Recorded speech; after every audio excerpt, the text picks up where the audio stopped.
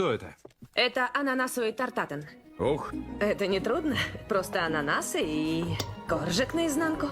я бы хотел, чтобы ты мне такой испекла.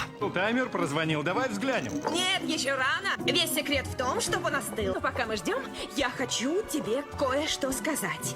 И это не про торт. Это про доверие. Грустно, когда муж вынуждает жену печь пирог, чтобы доказать, что она не лгунья. Ты хоть представляешь, как это обидно? Торт готов. Вот и мой замечательный ананасовый тартатен. Если бы доверие давалось так же легко.